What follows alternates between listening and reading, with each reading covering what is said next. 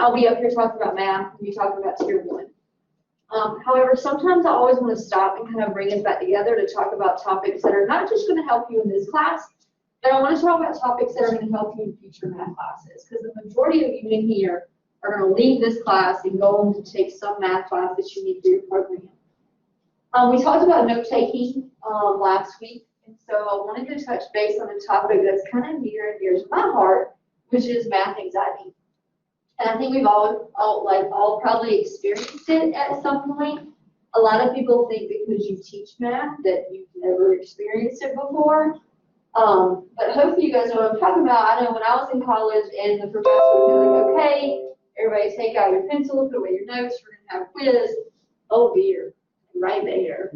I don't know, my hands are sweating, my heart's like palpitating, like my brain's going to be, like I didn't prepare for this quiz. It's math anxiety. So what is math anxiety? It's different from people just not liking math or having poor math skills. People with math anxiety, they get this apprehensive, tense, and fearful, like literally fearful situations about math. I've had students before in the past who have been in my class, who have done every single class for their degree. Every single class. Except mine.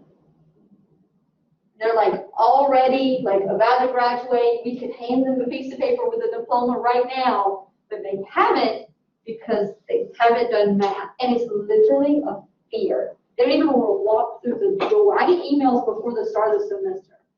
Hey, I just want to let you know my name is so-and-so. I hate math and everything that involves it. Oh gosh.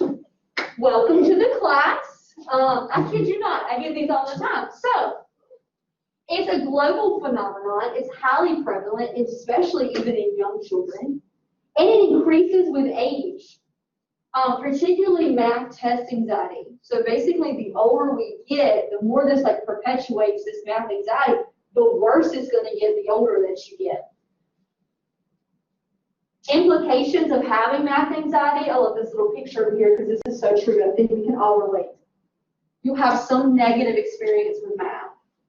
Way back when, whenever. Then you start to avoid it, aka the person that's put it off until the last semester of their degree. Because they're avoiding it, then they're poorly prepared for it, which leads to poor math performance. Math, we know, is something that continually builds upon itself.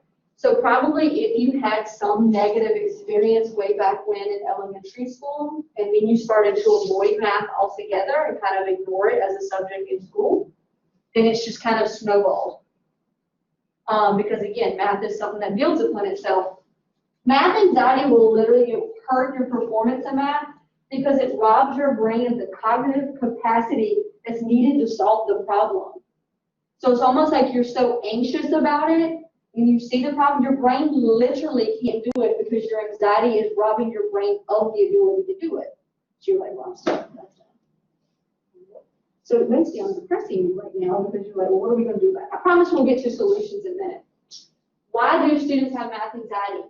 Some students just come in with the perception that they're bad at math. I see this all the time too. They'll walk in the door and be like, I'm terrible at math. And then we'll start doing math together, and I'm like, you do realize that you're actually pretty good at this. No, I'm terrible at it. And no matter what you say to them, they're like, I'm just terrible at math. The student is trying to use a lot of higher order approaches instead of simpler ones. What's the saying? You go around your elbow to get to your thumb. So some students are like, well, we got to do this, and this, and this to solve the problem. I'm like, you don't. Maybe there's a simpler way to get there. The student didn't learn some of the fundamental building blocks in earlier years. Us math teachers in education love to blame it on the people that came before us. They're bad at math because the elementary school teachers didn't teach them. And then high school teachers say, well, they're bad at math because the middle school teachers didn't teach them. And then the college teachers say, well, they're bad at math because the elementary, the middle school, and high school. Eventually, that's how it stopped. But anyway, the student is picking up subtle and not so subtle cues from their environment that convey negative messages about math. I think that's probably the biggest one. Children whose parents are anxious about math are more likely to have math anxiety. That is a fact. Sometimes we don't mean to as parents, so even if maybe right now you're like, well, I don't have math anxiety, know this. If you're a parent or when you become a parent, If you convey the feeling to your children that you're anxious about math, they will thus become anxious about math, and then you've created this one big cycle that'll never stop. Also, this is too. Higher math anxiety among elementary school teachers is related to lower math achievement. Think about your elementary school teacher. They have to teach you every single subject. They teach you math, they teach you science, they teach you reading, they teach you social studies, they teach you health, they teach you everything up until about 3rd grade, and then you start splitting it up. Most of your elementary school teachers probably dreaded taking math in college and really didn't want to teach it in the first place, but they were forced to. So their anxiety about it was then conveyed to you all as like children, and then again we started this cycle. Like, my math teacher doesn't like it, so why should I have to like it? Some math myths. Men are better in math than women. Research shows that this fails to show that any difference between the sexes in math ability. There's a best way to do a math problem. I'll be the first to say it bothers me so much when I see other math educators tell students, well, this is the way we're going to do it, this is the way I want to do it, and just because you're getting the right answers, you want to go you want to do it, no, that's not the right way. The one thing I love so much about math is, yes, there's one right answer, but there's typically multiple ways of getting there. You just have to do whatever works best for you. This one, people say this all the time, like, oh, well, that person has a math mind. They can do math, and I can't. Most people are so much more capable of doing math than what they actually believe. And then this one, those that are good at math do problems quickly in their heads. Even math instructors review example problems beforehand. You'll see me all the time counting on my fingers, and I'm not ashamed of it. Quickness does not equate to being good at math. That's not what that means. Typically, the people that turn it in first are the ones that probably make the more errors anyway. So what do? So we built up to this part. So we're anxious about math. Math is not our favorite subject. What are some things that you can incorporate not only in this class, but your future math class as well? First of all, realize you're not alone. I think we're starting to see this now. Pretty much everybody at some point has some anxiety about math, and it's okay. First of all, it's just telling yourself, hey, it's fine. It's fine not to love it if you don't. Do math in a way that's natural for you.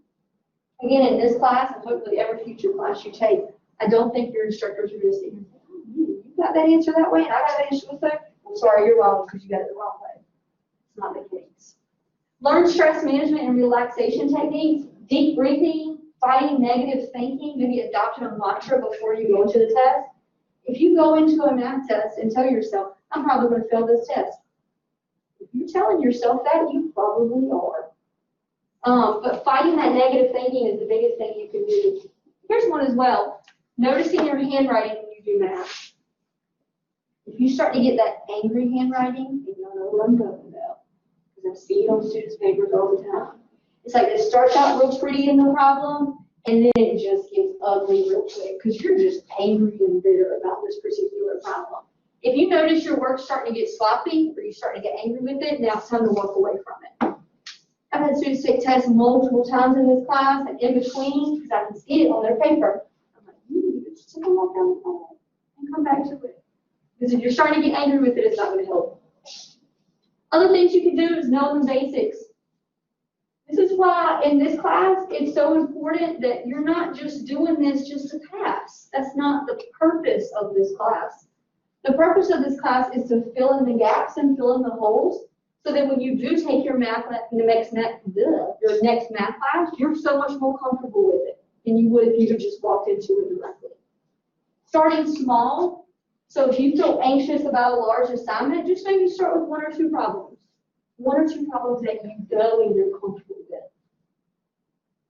This is 1, 2. Don't try to memorize it, as tempting as it is. I've seen in the past students just sit there and take their test that they've taken, and they'll just like memorize the steps for every single question and then try to retake the test. It just doesn't. Your memory will be the first thing to fail you when you have anxiety about a test.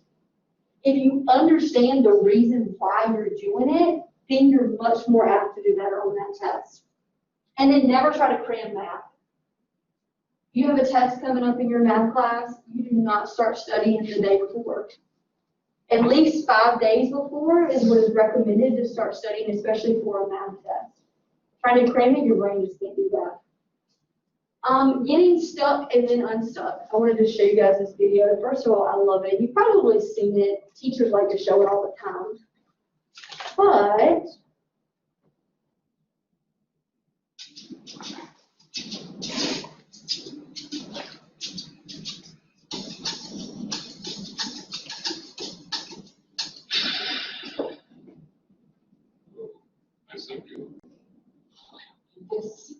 I'm already late. Anybody out there? Do you have a phone? No. Sorry. Somebody? Hello? There are 2 people stuck on an escalator and we need help. Now, somebody please do something.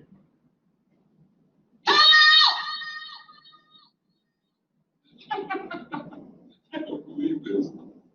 You gotta be kidding me. No, that's it.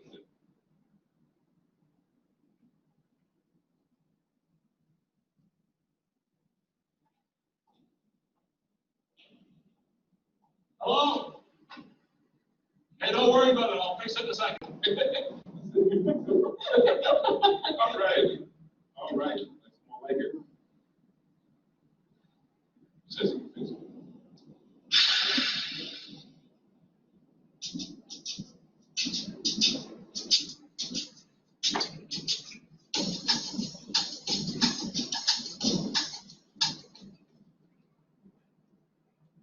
Purpose, I show you this though. I know we probably felt like this in math before. Like, you're stuck. But bless those people on that escalator, if you just go forwards, go backwards, try something to get where you're going. All too often, I see students get stuck in math, and then they're just like, well, I guess I'm never going to get it. It's over, like I'm finished, I'm done with this class, I'm done with this problem, I'm done with this test, I'm never going to get it.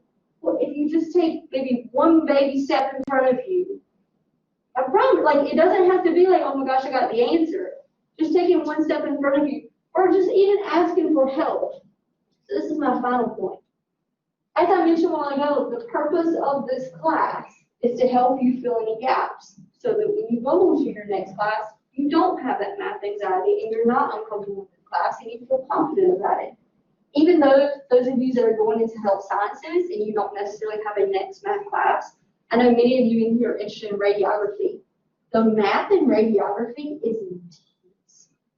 There's a reason why she requires you to get through tier 3 in order to be even admitted into the program, because there are intense math problems in radiography. But like I said, the purpose of this is to help you, not to hurt you. I'm not going to penalize you for falling behind. Your goal is actually to take your time so you understand the math, so you don't feel anxiety about it. I'm here to help you. I'm here to help you take those first steps, either to overcome it, understand it, maybe even enjoy it. I use that word. But math can be fun. I have found some students in this class, maybe by the time they're leaving, like, oh, it's not quite as bad as I thought it was when I came in. So definitely ask for help if you want it.